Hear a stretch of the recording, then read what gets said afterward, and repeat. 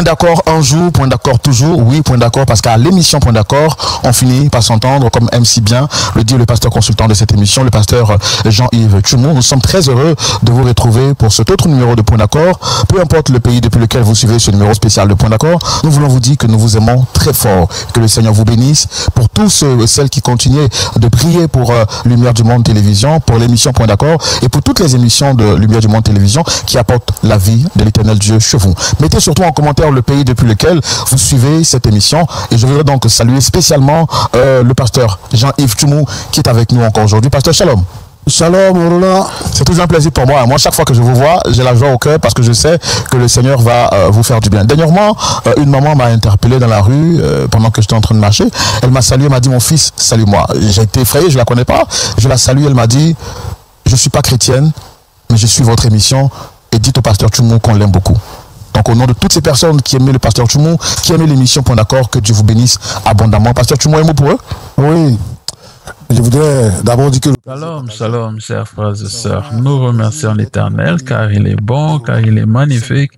Il est très bon notre Dieu. Nous disons toujours merci parce que il nous donne ce souffle de vie. Beaucoup dans les hôpitaux, beaucoup dans les morgues, beaucoup dans les endroits difficiles, mais lui nous donne cette occasion, il nous donne cette force. Voilà, nous remercions l'Éternel. C'est par rapport, aujourd'hui, c'est par rapport à notre pasteur, notre frère, le papa Nicolas qui est venu nous voir par rapport à son église. Il y a une situation qui se passe à son église. Il est venu chercher conseil, il est venu chercher le soutien de son frère, le pasteur Tchoumou. Avec l'aide de l'Éternel, je suis sûr qu'il y aura une solution par rapport à cette situation. Que l'Éternel vous bénisse.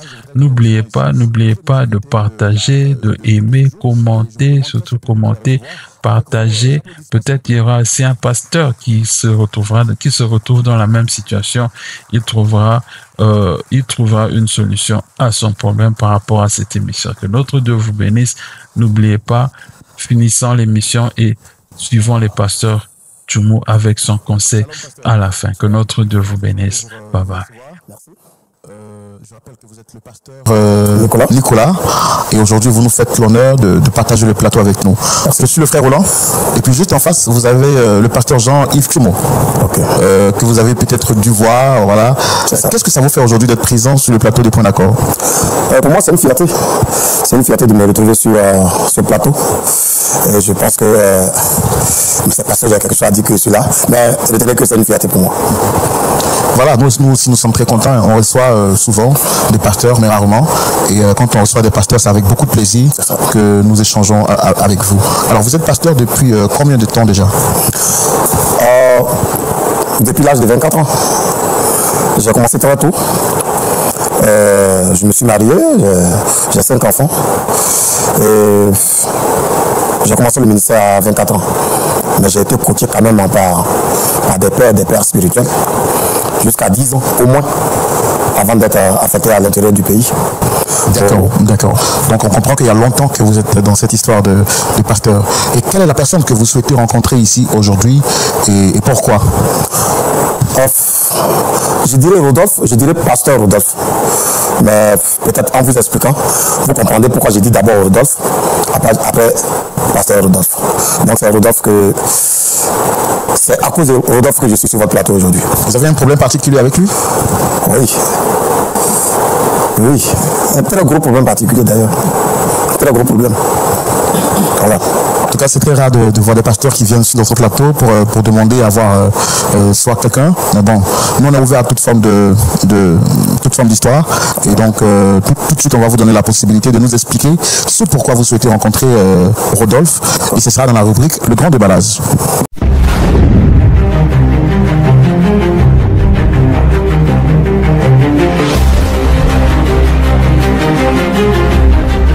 Voilà, pasteur, vous étiez en train de nous dire juste là que vous souhaitez voir Rodolphe. Qu'est-ce qu'il y a exactement entre vous et le frère Rodolphe? D'accord, bon, je vous remercie. Avant de commencer, j'avais dit tantôt que j'ai commencé le ministère quand j'avais 24 ans. J'ai été coaché par mes pères spirituels. Des gens qui m'ont aidé à être ce que je suis aujourd'hui. avant d'aller à l'intérieur du pays, je suis resté avec eux, dans leur ombre, jusqu'à 10 ans. 10 bonnes années pour apprendre. J'ai appris, j'ai compris, je sais ce qu'on appelle Dieu. Celui qu'on appelle Dieu, je le connais. Mais c'est par des gens que je suis passé. Et j'ai été affecté à l'intérieur du pays, comme je le disais tantôt, pour aller continuer l'œuvre de Dieu. Vous voyez, ça a été vraiment très difficile à mes départs. Mais petit à petit, j'y suis arrivé. Et c'est comme ça, un jour, dans la balade, au marché, j'étais allé accompagner mon épouse. Je vois un jeune en train de prêcher. Croyez-moi, j'ai eu la chair de poule. Parce que je me suis dit, mais celui qui ne connaît pas le pasteur Nicolas, mais voici le pasteur Nicolas, c'est mon rétroviseur. C'est-à-dire, à travers lui, je me voyais. Et mon passé, et mon présent, et même mon futur. Je voyais ça à travers ce jeune-là. Au travers de ce jeune-là. Donc, avec la permission de mon épouse, nous avons décidé d'adopter ce jeune parce que, croyez-moi, il dormait sur la table au marché. Il dormait sur la table au marché, à peine même il mangeait. Donc, je l'ai envoyé chez moi à la maison. Oui, je l'ai envoyé chez moi à la maison. Excusez-moi du peu, mais j'ai les larmes aux yeux par rapport à ce que je vais expliquer. Étant chez moi, j'ai délaissé tous mes enfants, c'est-à-dire les enfants de mon sang là. Je ne m'occupais plus trop de ces enfants-là. Mais pour moi, j'ai vu un fils spirituel, j'ai vu un deuxième Nicolas devant moi. Nicolas à l'état miniature. Donc je me suis dit que ce jeune-là, pourquoi ne pas l'aider? J'avais ma maison, 3 chambres salon, ma chambre, la chambre de mes enfants. Donc j'ai vidé tous les enfants, je leur ai donné une chambre et lui, il avait une seule chambre, à lui seul. Son argent de poche. En fait, les gens disent, je l'ai logé, nourri et blanchi. Mais je ne me suis pas arrêté là. Comme j'ai vu que c'était un jeune bien dégourdi, alors je suis allé payer l'université pastorale pour apprendre les rudiments de la parole de Dieu. Je l'ai mis dedans. Il est revenu après les études, il est revenu, il est sorti pasteur. Encore moi, dans mon église, sinon dans la maison de Dieu, si vous voulez, je lui ai donné des places, des responsabilités. Jusqu'à ce que même lui, il devienne le dirigeant des prières. Quand je ne suis pas là, c'est lui-même qui officialisait les messes.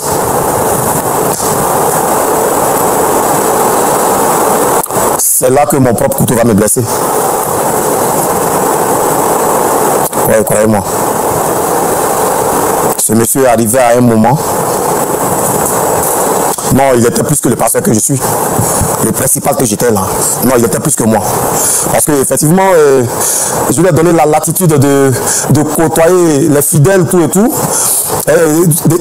Excusez-moi, ça m'énerve. Ça m'énerve. Et voici ce monsieur qui a commencé à changer. Chaque fois, j'essayais de le ramener à la raison. Mais le serpent que j'ai mis dans ma poche, il voulait me piquer. Parce que là, il ne m'écoute plus. Je ne suis plus rien devant lui. Jusqu'à ce que le monsieur trouve que je suis contre son évolution. Jusqu'à ce qu'il pense que je suis vieillot, vieux jeu, et que lui, un nouveau pasteur, un nouveau prophète. Alors donc moi, je ne vais pas de son évolution, je vais l'éteindre. Ok, mais je continue parce que, croyez-moi, je l'aime. Je l'aime comme mon propre fils. Donc à toutefois, je le ramenais à la raison. J'ai même vu les anciens de l'église pour qu'on parle avec lui. Il n'écoutait pas. Un dimanche, je viens à la messe, je suis à l'église, mais il n'était pas là. Il n'était pas là. J'ai vu aussi quelques cadres quand même de l'église qui ne sont pas venus. Bon, moi je me dis que les dimanches, peut-être qu'ils n'ont pas eu le temps. Donc j'observe. Premier dimanche. Comprenez avec moi que chaque dimanche, le nombre des fidèles de la maison de Dieu diminuait. Chaque dimanche. Jusqu'à ce que, croyez-moi, les 80% des fidèles de la maison de Dieu ne venaient plus. Je me suis dit que mais il y a quelque chose. Il doit avoir dû faire la demeure. Parce qu'on ne peut pas... 80% de... Vous comprenez que dans une église, sur 100, il y a 80% qui ne viennent pas. C'est qu'il y a un problème. Je me renseigne. Il se trouve que Rodolphe a pris, sinon a conduit ce troupeau vers lui et il allait ouvrir une autre église. Ouais. C'est un coup de massue sur ma tête, croyez-moi. J'ai essayé de le raisonner. D'abord, mes appels. Il ne prend plus mes appels. Quand il me voit, il change de route. Le jour même me voit et qu'il est arrêté là, c'est que là c'est un poteau. C'est-à-dire qu'il est de marbre. Et avec lui, ça a toujours été comme ça. Alors, j'ai regardé quand même quelques passages sur votre plateau.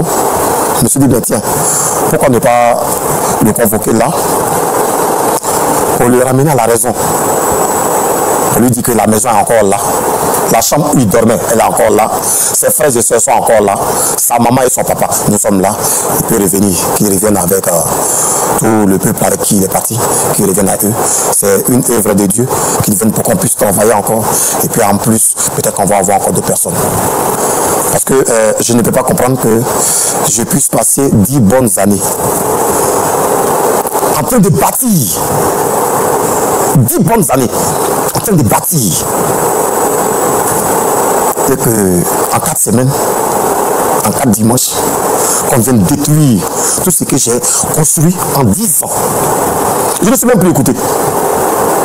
Croyez-moi. Je ne sais pas ce qu'il a dit de moi, ou bien je ne sais pas ce que j'ai fait à ce monsieur. Voici pourquoi je suis là. Avant de venir sur ce plateau, est-ce que vous avez pris contact avec d'autres corporations de pasteurs pour essayer de lui parler en tant que votre fils? Non, on parle à quelqu'un qu'on voit. On parle avec quelqu'un qui est devant toi. Mais il ne veut même pas me voir. J'ai convoqué, j'ai dit à la chose au doyen de l'église de le croiser. Il leur a dit que non, lui, il n'a pas besoin de moi. À peine même qu'il me reconnaît. Mais peut-être que j'ai dû faire quelque chose à cet enfant pour que je sois traité de la sorte. Parce que je ne comprends pas. Croyez-moi. Oui, j'ai vu des gens pour le voir. Oui, j'ai essayé de faire une réconciliation. Oui, il a toujours refusé. Mais peut-être qu'ici, il pourra venir. Voilà pourquoi je suis venu là. D'accord. Vous avez mal de cette situation? Est-ce que vous en souffrez vraiment? Si on pouvait décrire souffrance avec d'autres lettres, vous allez voir qu'on allait mettre ma photo à côté. Parce que je souffre. Je souffre. À 2 titres. D'abord, j'ai bâti. Et puis on vient casser. De 2, quelqu'un que j'ai enlevé. Vous comprenez? Ça dit, je pèse mes mots. Quelqu'un que j'ai enlevé sur les tables du marché. Il va venir me vilipender. Donc oui, cher frère, je souffre. Et énormément. Mon âme pleure, croyez-moi.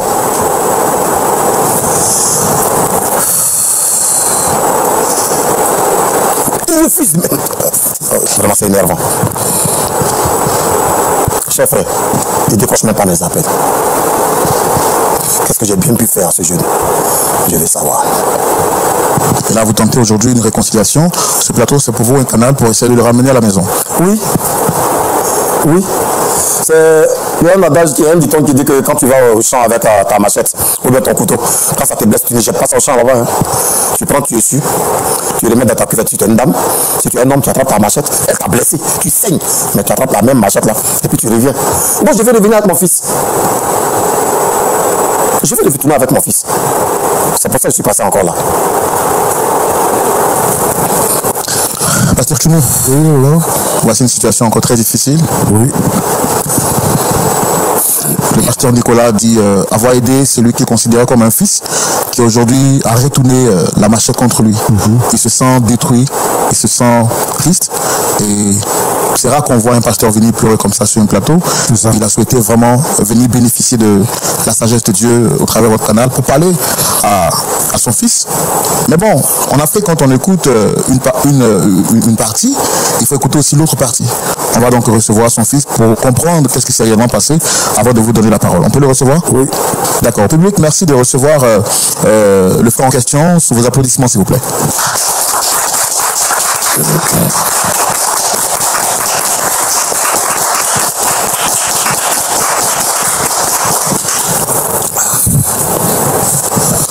Pasteur Rodolphe, shalom. Oui, shalom, frère. Vous allez bien? Oui, ça va. En tout cas, j'aime bien votre tenue avec le chapeau à la Yoruba. Ça fait vraiment africain. Merci beaucoup. Merci. Je suis votre frère, le frère Roland. Et juste à côté, vous avez le pasteur Toumou. Et puis, le pasteur Nicolas qui est juste à côté. Vous les reconnaissez? Oui, je le connais. C'est un collègue à moi. Voilà, on a servi le Seigneur ensemble. Je crois bien que nous sommes collègues. Et entre vous, tout se passe bien? Oui, apparemment, tout va bien. D'accord. En fait, c'est lui qui a demandé à vous voir ici sur le plateau. D'accord. Parce qu'il a quelque chose d'important à vous dire. Et je voudrais donc que vous puissiez prêter attention à ce qu'il a à vous dire. D'accord. Et à la suite, on vous donnera la parole. D'accord. Pasteur Nicolas? Oui. Je pense qu'il est là, vous pouvez lui parler. Ok. Shalom, mon fils. C'est moi qui ai voulu... s'il te plaît, s'il te plaît. Pas de fils. Parce que je préfère fils, mais je ne suis pas ton fils. Ton épouse a 5 enfants. Je n'en fais pas partie. Je suis pasteur comme toi. Moi, je préfère qu'on parle en termes de pasteur. Merci, tu peux continuer. Attends, Rodolphe, c'est moi qui tutoie comme ça? Je suis encore là, hein. Tu comprends? C'est pasteur Nicolas, ton père spirituel. Attends, tu veux faire les histoires que tu m'avais venir ici? Je n'ai pas le temps d'entrer dans ces petits jeux avec vous. D'accord? Dis-moi, je sais pourquoi tu m'as fait appel. Voilà, dis-moi. Très cher frère. Mais je ne sais pas si je vais dire ce pasteur ou bien ce qui me dit de l'appeler collègue. Pour quelqu'un qui t'a fait, je vais t'appeler collègue. Attends, ou bien, je n'arrive pas à comprendre. Parce que tu es devenu pasteur aujourd'hui, tu ne sais pas d'où tu viens. Mais attends, quel monde sommes-nous? Je l'ai fait.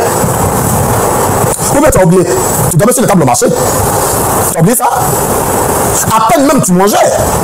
Ça aussi tu l'as oublié. Attends, c'est quand même moi, hein. C'est quand même moi, hein. C'est tout. C'est pas question de c'est tout. Pasteur Nicolas. La Bible dit, c'est que la main droite donne, la main gauche ne doit pas savoir. Ah, d'accord. Vous dites ici que vous êtes serviteur de Dieu. Vous m'avez donné à manger, vous m'avez logé, mais je crois que j'ai bien fait même de m'éloigner de vous. Je l'ai fait pour vous aussi. Je n'ai jamais évangélisé pour remplir l'église à la maison. Mais pourquoi vous faites des choses comme ça? Rodolphe, s'il te plaît, dis-moi.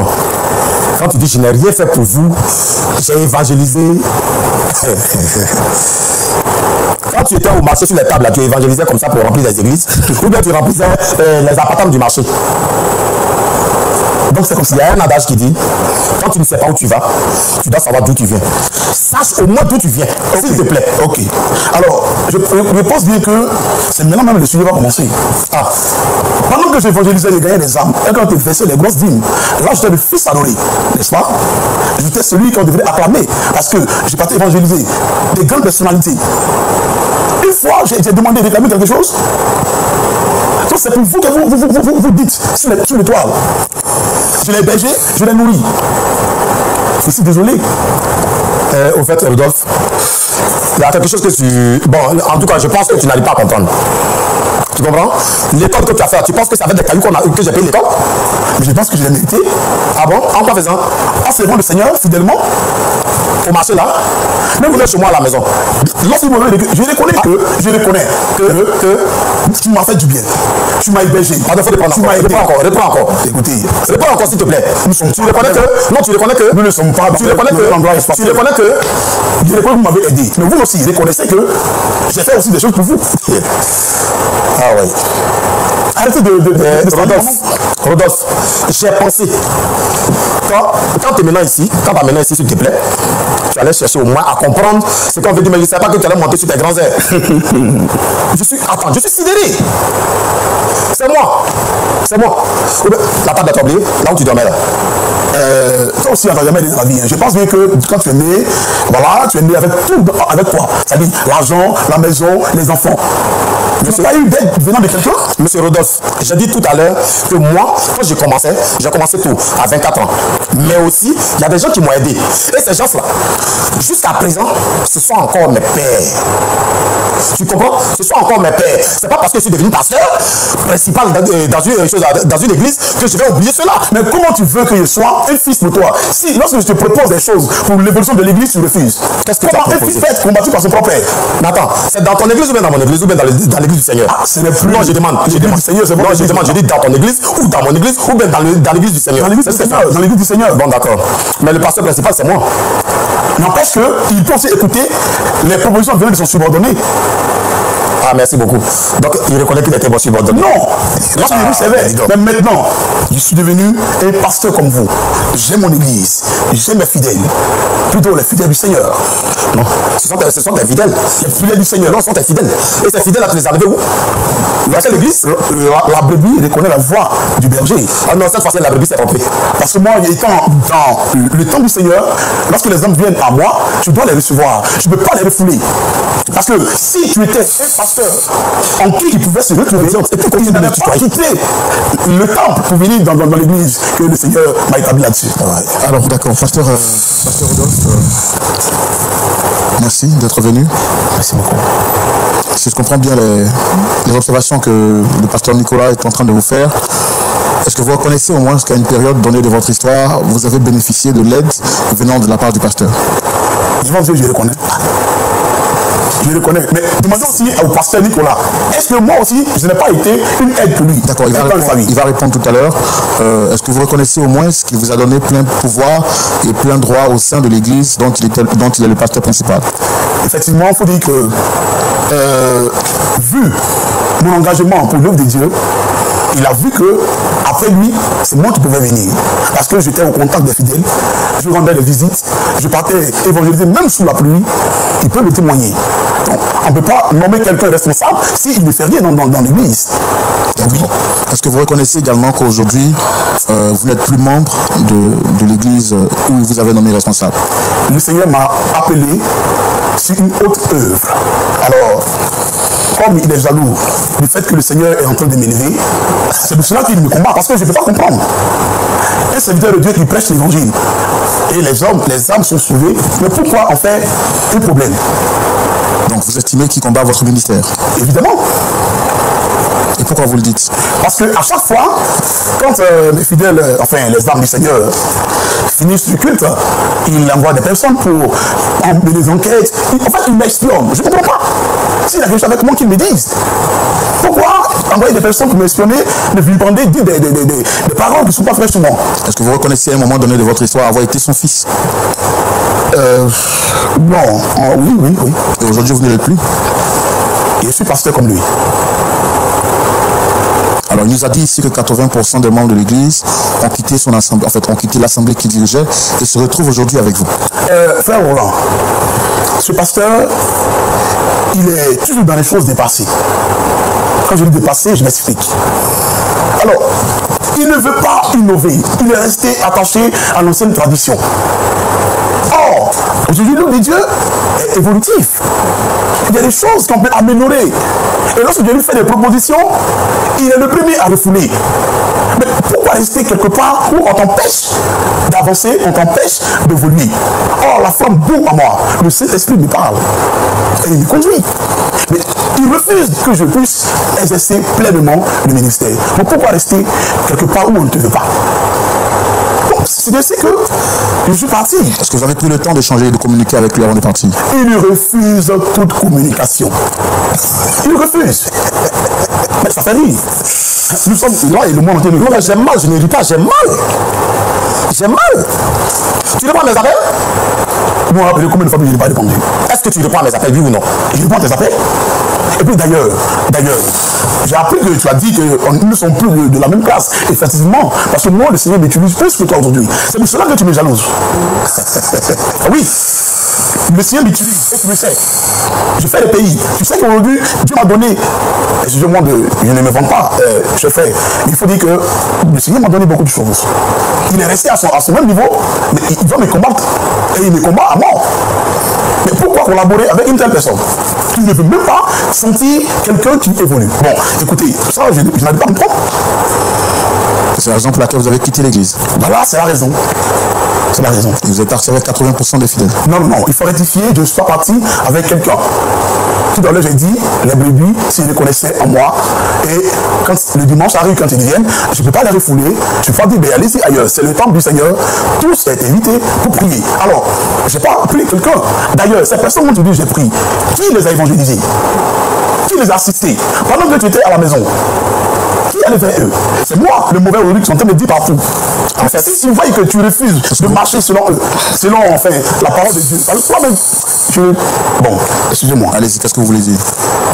Parce que ce monsieur, j'ai tout pris de son appel.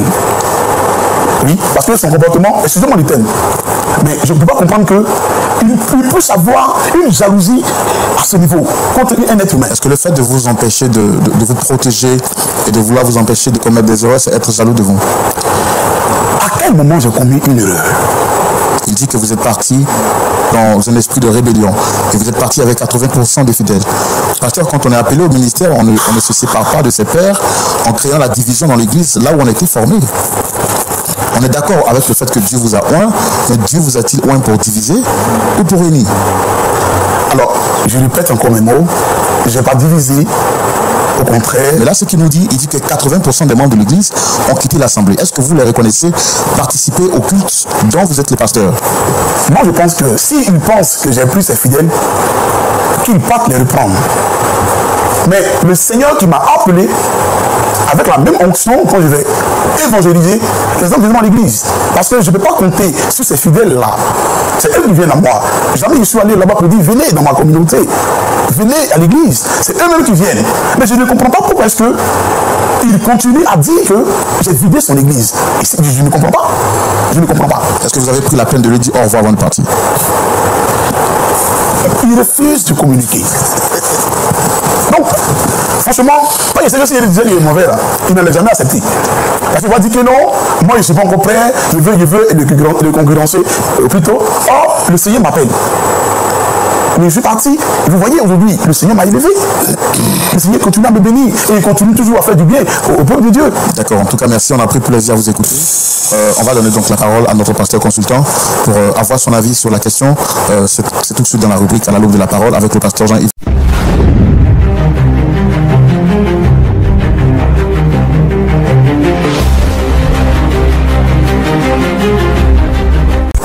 Deux pasteurs face à face. Le pasteur Nicolas accuse son filleul d'être parti dans de mauvaises conditions et d'avoir causé la division totale au sein de son église. Après tout l'investissement qu'il a eu à faire en ce dernier, qui n'est rien d'autre que le pasteur Rodolphe. Pasteur Rodolphe, lui, dit être loin de la puissance de Dieu et que Dieu l'a appelé. Alors pour lui, il a répondu à l'appel du Seigneur. Il n'a pas forcé les brebis à le suivre, mais c'est plutôt les brebis qui ont reconnu sa voix de berger. Votre avis sur la question? Être reconnaissant est de Dieu. Jésus nous a donné une image. Lorsqu'il a guéri les 10 lépreux, c'est un seul qui est venu lui dire merci. Quand quelqu'un t'a fait du bien, il faut être reconnaissant pour lui dire merci.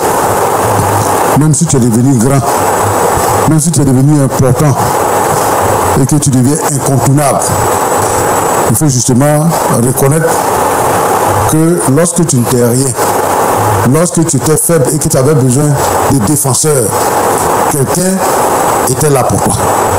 Et ce quelqu'un-là, en un mot, il t'a fabriqué. Il y a des gens aujourd'hui qui ne supportent pas. On appelle la folie des grandeurs. Lorsque ça commence à marcher un peu dans sa vie, lorsqu'il a un petit succès, il se dit qu'il est déjà devenu trop important, donc il n'a pas besoin de quelqu'un qui l'a élevé, qui l'a nourri, qui l'a scolarisé pour qu'il devienne ce qu'il est devenu. C'est dommage. Il y a beaucoup de personnes qui se comportent comme ça aujourd'hui. J'écoute Rodolphe, il dit que le Seigneur l'a béni, que lui il est un bosseur et que L'autre est jaloux de lui. Il est parti, il n'a pas dû le voir parce que l'autre ne veut pas collaborer avec lui. Donc il est parti, il n'a pas dû le voir, il a fondé son église. Mais l'église est formée à 80% des membres de là où il était. Il y a des gens, Jésus dit allez partout le monde, prêchez la bonne nouvelle. Quand lui on le trouvait là, il prêchait au marché. Il y a des gens aujourd'hui, leur église ils créent là. Quand ils créent l'église, c'est pour aller prendre les chrétiens qui sont dans les autres assemblées. Mais le Seigneur nous demande de gagner les âmes. Et vous allez dans les assemblées qui existent déjà pour détourner les chrétiens, pour les faire venir chez vous. Est-ce que ça c'est bon? Et vous dites que votre ministère est fructueux. Non, non, non, ce n'est pas un ministère fructueux. Mais je me sens mal quand j'écoute ce monsieur-là proférer des menaces. Je le trouve hautain. Je le trouve hautain. Donc, je voudrais vraiment interpeller Rodolphe ici pour dire qu'il est jeune. Les deux là, quand les compare là, lui il est jeune. Ça veut dire quoi? Quelqu'un a dit que si tu craches en l'air là, il faut t'attendre aux gouttes qui vont tomber. Aujourd'hui, il est jeune, les gens le suivent.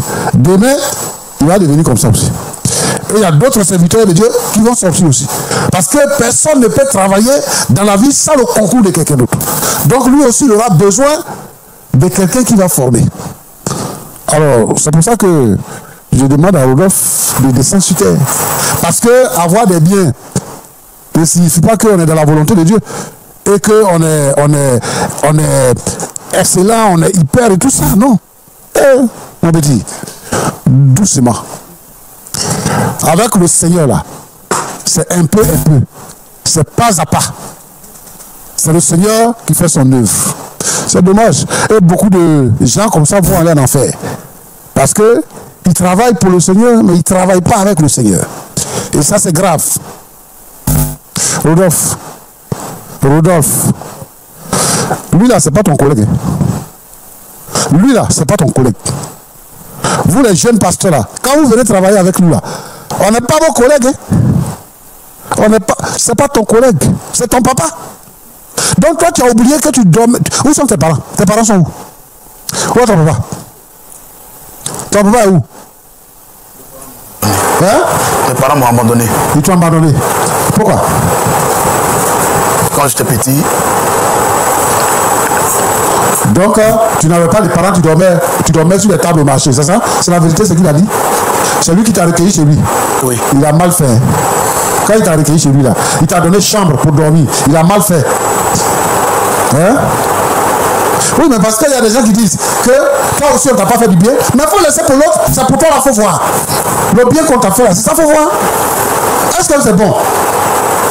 Même si ce n'est pas affaire de pasteur, si on n'est pas dans le cadre des pasteurs, quelqu'un qui t'a pris pour te lever, pour faire de toi, il ne connaît pas ton père, il ne connaît pas ta mère, il ne connaît rien de toi. Il a été impressionné du fait que toi tu prêches l'évangile. Et maintenant, il a aussi découvert que tu dois au marché. Et ça, tu ne peux pas reconnaître ça. Aujourd'hui, tu dis que c'est ton collègue. Yako. Comme ça, là, tu peux aller loin. Tous ceux qui se comportent comme ça, là, vous n'allez pas aller loin. Repentez-vous, revenez demander pardon à celui qui vous a fait. Ok. Pasteur Nicolas, que Dieu te bénisse. Amen. Pour avoir recueilli un jeune, ce n'est pas mauvais. Comment on appelle ça? Les ingrats, ils sont nombreux sur la terre. Il y a des gens qui sont ingrats, les parents sont ingrats, ils ont été éduqués comme ça, dans l'ingratitude. Donc, on ne peut pas dire, comme il y a des ingrats, on ne peut pas aider quelqu'un. Si quelqu'un a fait pour lui, c'est ça. Moi, je veux te dire que c'est le Seigneur qui t'a appelé. Amen. Et c'est lui que tu sais là, c'est le Seigneur que tu sais. Amen. Il ne faut pas donc regarder Rodolphe ou bien les gens qui sont partis avec lui. Les gens qui sont partis avec lui là, ce n'est pas des gens qui sont fondés dans la foi. Demain, ils vont quitter là-bas. Moi, j'ai vu des gens qui ont créé l'église.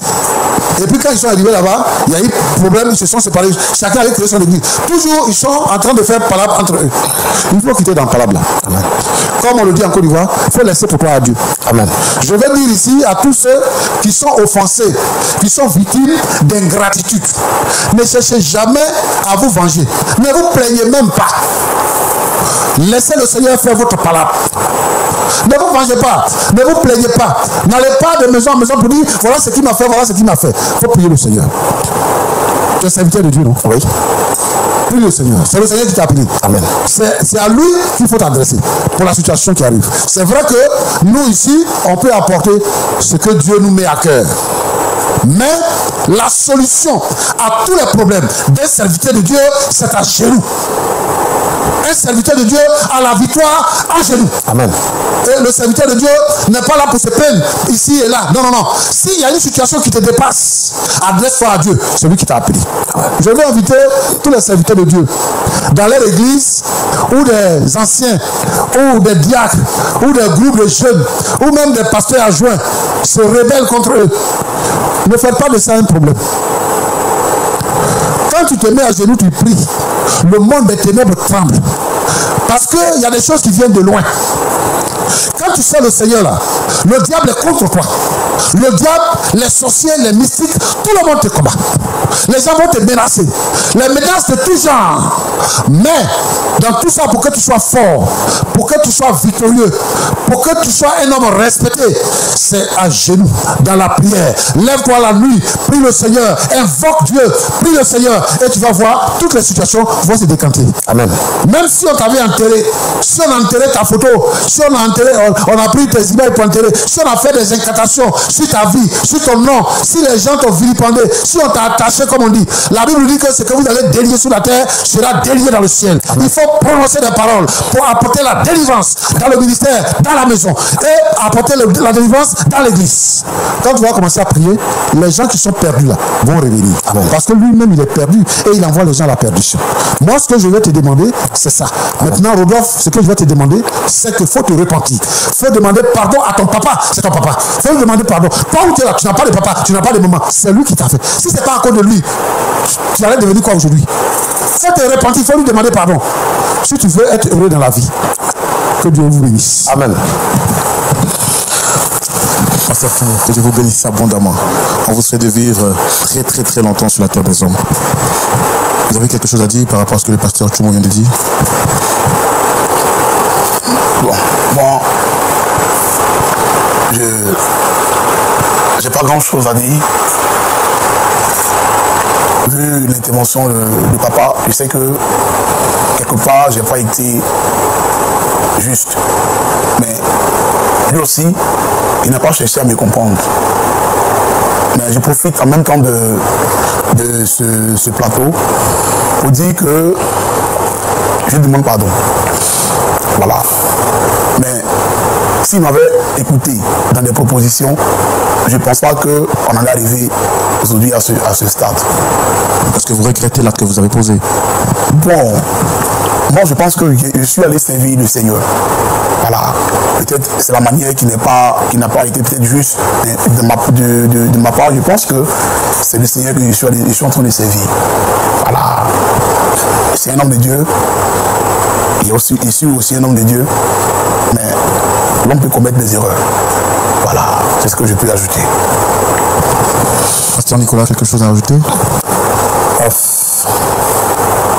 C'est un ouf de soulagement pour moi. C'est un ouf de soulagement pour moi que ma brebis qui était égarée est en train de reprendre le chemin de la maison. Je bénis le pasteur Kimou. Je lui dis merci.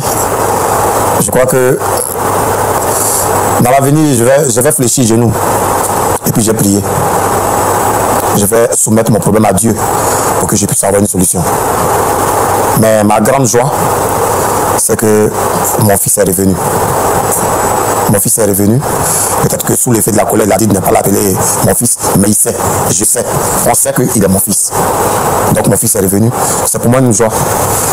Donc je profite de cette occasion pour dire merci. Merci à votre plateau. Quand on dit plateau, c'est-à-dire toute la production et autres. Je profite pour vous dire merci parce que vous avez fait en quelques temps, en 1 heure, ce que je n'ai pas pu faire même en 1 mois, 2 mois. Parce que pendant 1 mois, 2 mois, je courais derrière lui. Mais en 1 heure, vous avez trouvé une solution à mon problème. Vraiment, shalom. Merci beaucoup. Merci beaucoup, Pasteur Nicolas. Merci pour la confiance. Merci d'être passé. Pasteur Tchoumou, on va terminer avec la prière, s'il vous plaît. Notre Dieu et notre Père, merci parce que tu nous as appelés à ton admirable lumière. Les jeunes gens, quelquefois, à cause de leur âge, commettent des erreurs. Mais nous voulons te dire merci pour Rodolphe. C'est vrai, il allait servir le Seigneur et lui-même reconnaît que c'est la manière. À partir d'aujourd'hui, Seigneur notre Dieu, je veux que cette réconciliation soit scellée et que dans la main, ils puissent travailler ensemble. Je prie pour tous les pasteurs, les stagiaires, tous ceux qui sont adjoints, qui sont dans les ministères, qui sont dans l'église, où il n'y a pas d'attente, que les œuvres de la puissance des ténèbres soient brisées et que la réconciliation se fasse pour que, Seigneur, toi seul, tu sois connu et que tu sois glorifié. Bénis donc Rodolphe et son papa spirituel, au nom de Jésus-Christ. Amen. Amen. Merci beaucoup.